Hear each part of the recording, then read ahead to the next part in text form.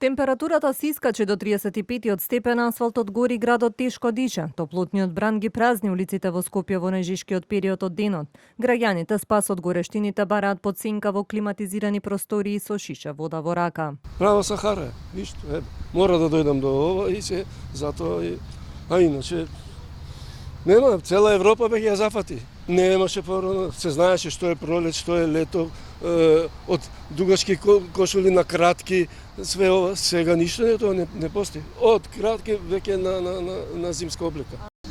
Тешко, сега чекам термин за шекер. Срчо болесник, тоа е. Јас сум под клима цело време, сега морам на лекар да одам.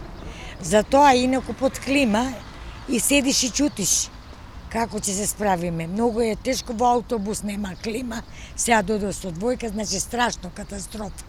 Медицинските екипи велат дека речиси секојдневно интервенираат кај лица кои колабирале поради високите температури, дехидратација или подолг престој на сонце.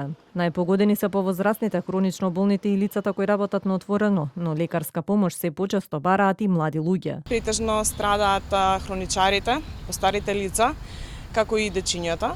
Меѓутоа, се вкупно треба сите да внимаваме, дали сме болни или здрави независно, значи треба сите да внимаваме. Кога се високи температурите по 12 часот до 17 часот, пожелно е да останеме дома, да не излегуваме надвор, освен ако имаме нешто неодложно да се заврши. Топлотен бран кој донесе рекордни температури зафати делови од Европа. Украина воведе прекини на електричната енергија поради преоптовареност на системот. Во Германија властите пријавија штети на автопатите и откажување на возовите, додека Франција регистрираше повеќе од 1000 смртни случаи поврзани со топлото време. Според Светската здравствена организација, екстремните временски прилики се резултат на климатските промени и предупредуваат дека Европа се загрева двојно побрзо од глобалниот просек.